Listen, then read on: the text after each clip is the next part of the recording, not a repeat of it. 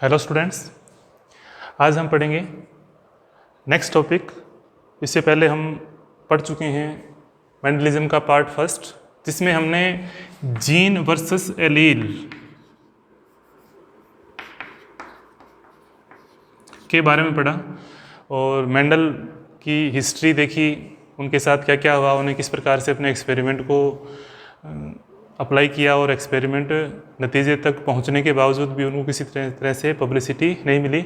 तो वहाँ पर हमने जीन और एलील का कॉन्सेप्ट हमने समझा था। यहाँ क्रोमोसोम आपको दिखाई देते हैं। हमने होमोलोगस क्रोमोसोम के कॉन्सेप्ट को समझा। व्हाट इज़ होमोलोगस क्रोमोसोम, होते क्या होमोलोगस क्रोमोसोम। तो ये चीज़ें हम समझ चुके थे। जीन, एलील, होमोलोगस क्रोमोसोम, इनके कॉन्सेप्ट को समझना है तो डिस्क्रिप्शन के अंदर वीडियो है, तो वहाँ से उस कॉन्सेप्ट को समझने के बाद ये टॉपिक है वो आज समझ में आएगा। यदि आप होमोलोगस क्रोमोसोम, जीन और एलील के कॉन्सेप्ट को यदि आप क्लियर नहीं है तो पहले डिस्क्रिप्शन में वीडियो दे रखा है, part first Mendelism part first का वीडियो, तो वो ज़रूर देखें, उसके बाद इस टॉपिक तक आएँ, क्योंकि उससे आगे हम इसको कंटिन्यू कर रहे हैं।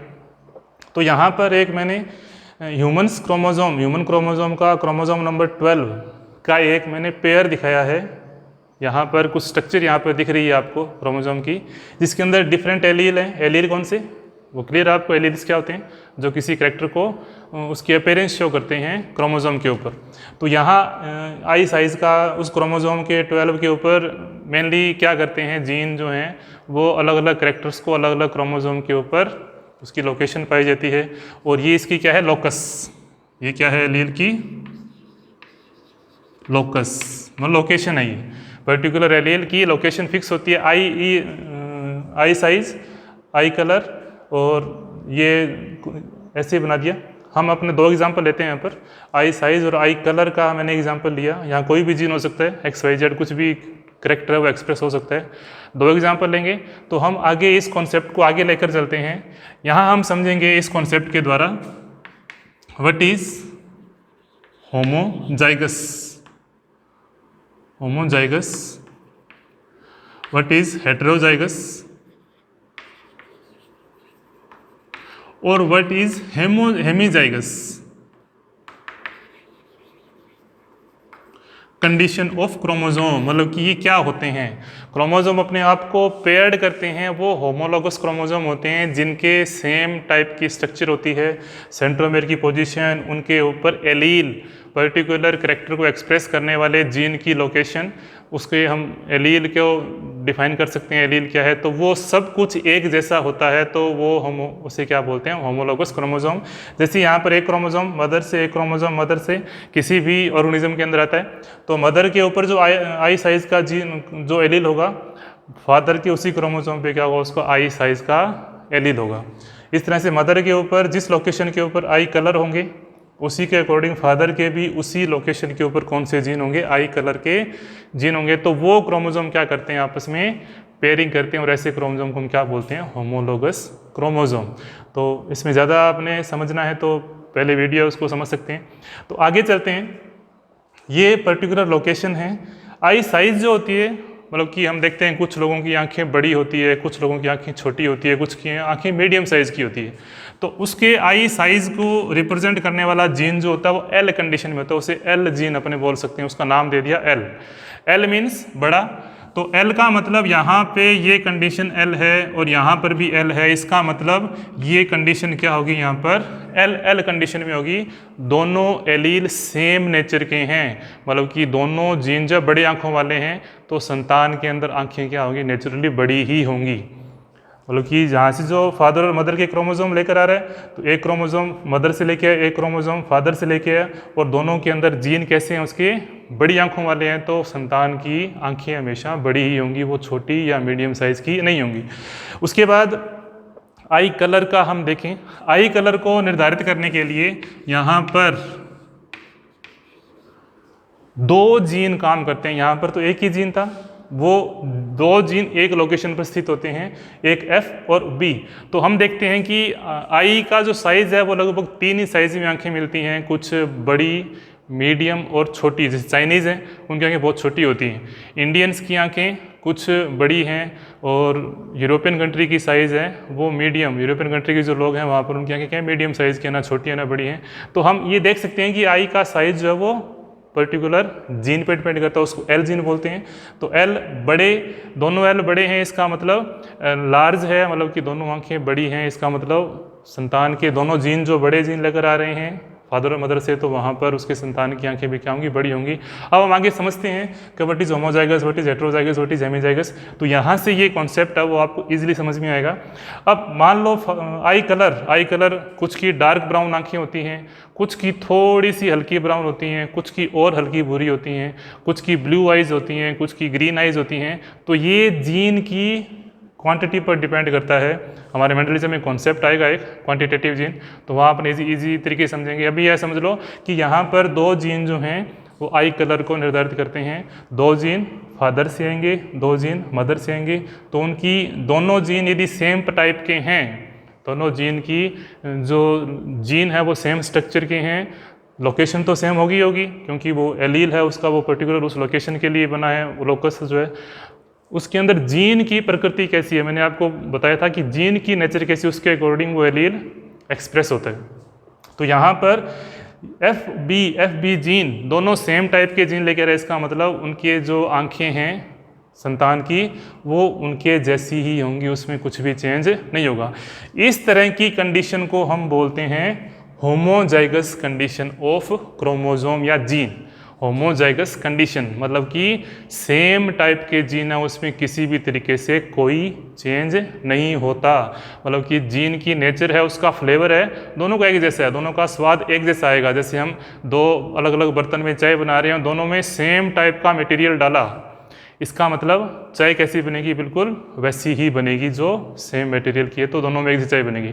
यदि एक चाय के बर्तन में हमने मीठा कम डाल दिया और एक बर्तन में हमने मीठा ज़्यादा डाल दिया और दोनों को मिक्स करेंगे तो क्या होगा, चाय का स्वाद तीसरा आएगा, न ज़्यादा कम न ज़्यादा मीठा। तो वही प्रकृति जीन की होती है, वही नेचर जीन की होती है कि जीन किस इंटेंसिटी से वहाँ पर प्रेजेंट है, और जीन की नेचर के अकॉर्डिंग ही उस एलील के कैरेक्टर जो होते हैं वो एक्सप्रेस होते हैं। तो यहाँ पर हमने दो एग्जाम्पल लिए, ये जीन जो होते हैं क्रोमोसोम नंबर 12 पर स्थित होते हैं। कौन सी, आई साइज और आई कलर। आई कलर को रिप्रेजेंट करने वाले जीन कैसे हैं, तो ऐसे जीन जो सेम नेचर के हैं और वो सेम नेचर के जीन रखते हैं, उसमें कुछ भी चेंज नहीं होता है, तो ऐसे क्रोमोसोम को हम क्या बोलते हैं, होमोजाइगस। मतलब कि ये क्रोमोसोम की होमोजाइगस कंडीशन है। यहाँ पर फादर और मदर के दोनों के जीन कैसे हैं, यहाँ पर होमोजाइगस कंडीशन में आई साइज के अकॉर्डिंग करें, और यहाँ पर एफ एफ बी और एफ बी, मतलब कि ये कंडीशन क्या कहलाती है, ये किसका लोकेशन आ गई, ये आई साइज के अकॉर्डिंग वो जीन अपने आप को रिप्रेजेंट करेगा। तो दोनों ये फादर और मदर दोनों के कंडीशन कैसे हैं, क्रोमोसोम के डिप्लॉयड कंडीशन है, तो दोनों क्रोमोसोम कैसे हैं यहाँ पर, होमोजाइगस कंडीशन। यहाँ पर भी ये कंडीशन कैसी है, ये कंडीशन कैसी आएगी, ये कंडीशन आएगी यहाँ पर आई कलर।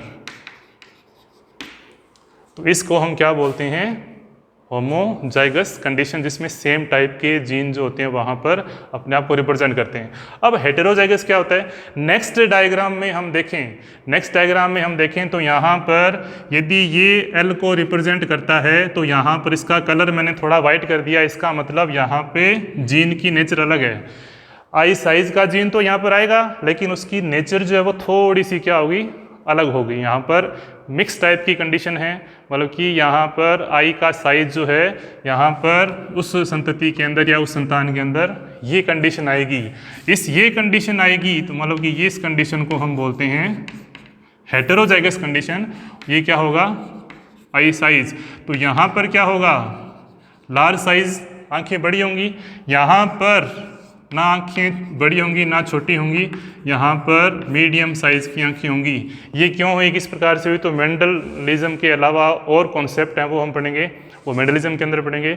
अभी इतना समझ लो कि हम इसकी टर्मिनोलॉजी को समझ रहे हैं। हमने जीन एलील्स पढ़े, एलिलोमॉर्फ पढ़ा, होमोलोगस क्रोमोसोम पढ़े, अब हम पढ़ रहे हैं होमोजाइगस, हेटेरोजाइगस और हेमिजाइगस कंडीशन। उसी तरह से हम बात करें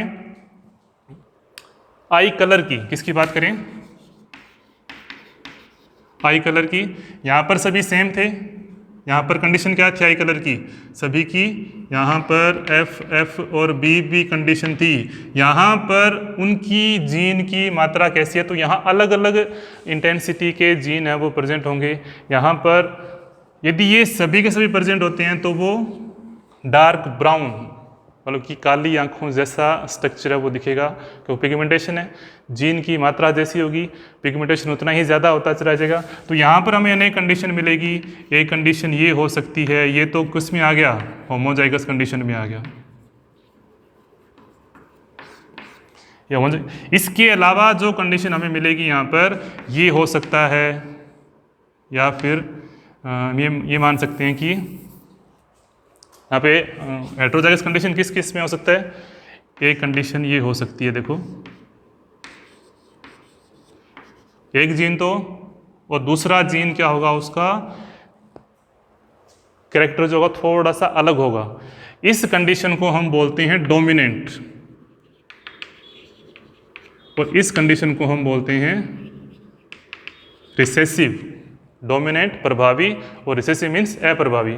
तो यहाँ पर एक जीन जो है वो डोमिनेंट कंडीशन में है और एक कंडीशन कैसा है, रिसेसिव। यहाँ दोनों डोमिनेंट है, तो वहाँ पर आई का कलर जो है वो ये डोमिनेंट है दोनों। इसमें एक डोमिनेंट, दो जीन थे, मतलब दो और दो चार जीन है, चार जीन में से तीन जीन डोमिनेंट एक रिसेसिव है, तो आई का कलर क्या हो जाएगा, थोड़ा सा क्या हो जाएगा, डार्क ब्राउन से लाइट ब्राउन की तरफ बढ़ेगा। एक कंडीशन ये हो सकती है, क्या हो सकती है, छोटा एफ। एक ये हो सकती है। तो यहाँ क्या होगा, यहाँ ये रिसेसिव कंडीशन, ये रिसेसिव कंडीशन, ये डोमिनेंट, तो यहाँ साइज जो आई का कलर है, सॉरी आई का कलर जो होगा वो डार्क ब्राउन से और थोड़ा लाइट होता चला जाएगा। इस तरह से इस जीन के अकॉर्डिंग या जीनों की जो स्ट्रक्चर है या जीनों की जो प्रकृति है उसके अकॉर्डिंग आई का कलर है वो निर्धारित होता है। तो ऐसे कंडीशन जहाँ पर ये कंडीशन क्या कहलाती है, हेटेरोजाइगस कंडीशन, जिसमें एक जीन डोमिनेंट कंडीशन में होता है और एक जीन रिसेसिव कंडीशन में होता है। डोमिनेंट जीन की प्रेजेंट में रिसेसिव कैरेक्टर एक्सप्रेस नहीं होता, तो मतलब कि डोमिनेंट जीन, डोमिनेंट मतलब प्रभावी है, तो वो उस रिसेसिव को, मतलब कि यहाँ पर यदि दोनों जीन प्रेजेंट है तो ये संतान कैसी होगी, उसकी साइज क्या, आंखों का साइज बड़ा होगा। लेकिन यहाँ मीडियम है तो इसका कैरेक्टर है वो मेंडलिज्म से कैरेक्टर से मैच नहीं करता, हम उसको अलग कॉन्सेप्ट में पढ़ेंगे। अब ये समझ लो कि होमोजाइगस और हेटेरोजाइगस कंडीशन क्या होती है। इस तरह से हम यदि हाइट के अकॉर्डिंग बात करें तो हाइट भी अलग अलग लोगों की होती है, अलग अलग जीन उसके लोकेशन जो होगी वो उस अलग क्रोमोसोम पे होगी, तो हम उसको अलग डिस्कस करेंगे। आज के लिए सिर्फ हम पढ़ रहे हैं होमोजाइगस, हेटेरोजाइगस। होमोजाइगस कंडीशन, दोनों सेम नेचर के जीन प्रेजेंट है एक संतान के अंदर तो सेम कैरेक्टर एक्सप्रेस होंगे। यदि डिफरेंट जीन हैं, एक डोमिनेंट रिसेसिव है, तो डिफरेंट कैरेक्टर एक्सप्रेस होंगे। अब यदि हम बात करें ये कंडीशन, या फिर हम बात करें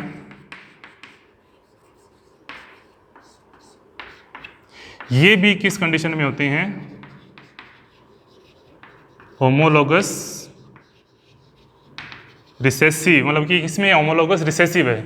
और ऊपर वाले दोनों जीन किस कंडीशन में हैं, होमोजाइगस, ये होमोजाइगस रिसेसिव, ये किस में होंगे, होमोजाइगस रिसेसिव, ये होमोजाइगस रिसेसिव कंडीशन में होंगे। जबकि ये जीन जो होंगे वो किस में होंगे, होमोजाइगस डोमिनेंट कंडीशन में होंगे। तो मेंडल के अंदर, मेंडल के जब रूल्स पढ़ेंगे तो वहाँ पे डोमिनेंट रिसेसिव सब फैक्टर वहाँ पर हम पढ़ेंगे, होमोजाइगस कंडीशन भी पढ़ेंगे, हेटेरोजाइगस कंडीशन भी पढ़ेंगे। तो यहाँ पर ये होमोजाइगस रिसेसिव जीन भी वहाँ आएंगे जो किसी भी करैक्टर को एक्सप्रेस नहीं करेंगे। लास्ट में जो करैक्टर बचता है या लास्ट में जो करैक्टर एक्सप्रेस नहीं हो पाता है वो बाद में अकेले जब जीन आएंगे तब एक्सप्रेस होते हैं, तो वहाँ पर उसको रिसेसिव बोलते हैं। होमोजाइगस में डोमिनेंट में कैरेक्टर है वो पूरी तरह से उसको डोमिनेंट कैरेक्टर जो है वो अपने आप को एक्सप्रेस करता है। तो मैंने कल आपको बताया भी था कि मेंडल ने ऐसी 7 स्पीसीज चुनी, तो 7 स्पीसीज जो थे वो एक दूसरे के विपरीत लक्षणों वाले थे। मतलब कि एक पौधा लंबा तो दूसरा लंबाई का कैरेक्टर चुना उन्होंने।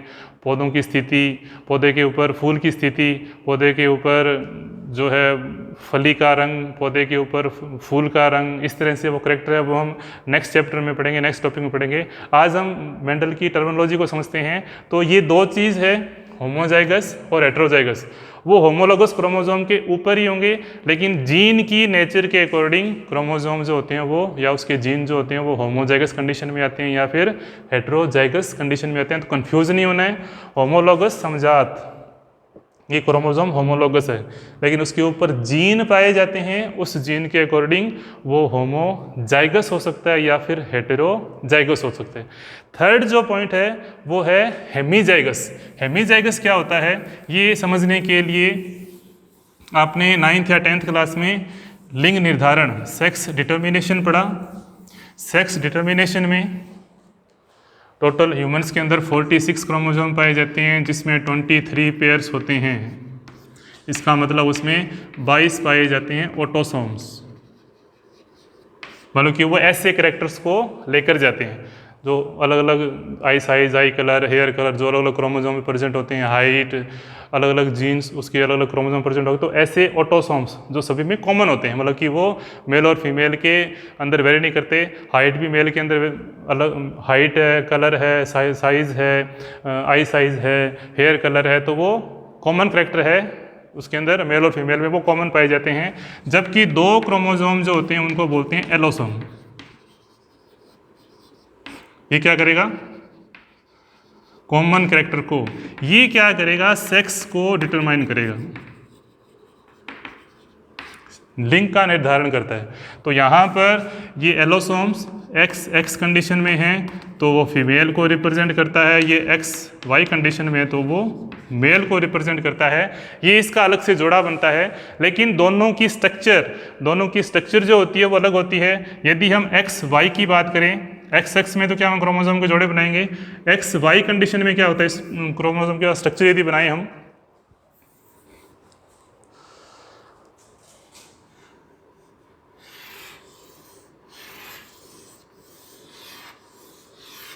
ये एक्स क्रोमोसोम है और इसके ऊपर मान लो कोई यहाँ पर एलील प्रेजेंट है, यहाँ पे कोई एलील प्रेजेंट है, कोई भी कैरेक्टर अपनी मान सकते हैं कोई भी चीज़ का। लेकिन वाई क्रोमोसोम की स्ट्रक्चर जो होती है वो थोड़ी सी अलग होती है। वो कौन सी होगी, वाई क्रोमोसोम जो है वो अलग टाइप का स्ट्रक्चर होता है, इस टाइप से, वो किसी भी टाइप से यहाँ पर इससे मिलान नहीं खाता, दोनों की नेचर अलग अलग है।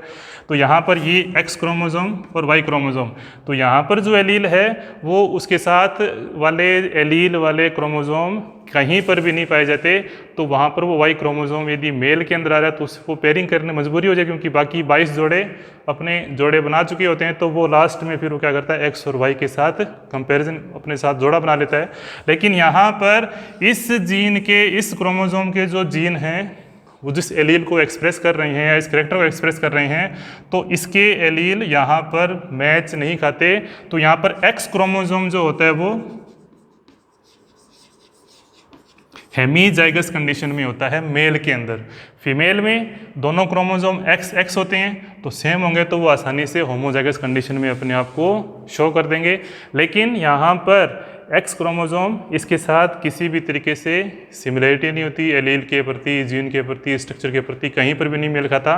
तो यहाँ पर मेल जो होता है उसके अंदर जो एक्स क्रोमोसोम है वो हमेशा हेमीजाइगस कंडीशन में होता है।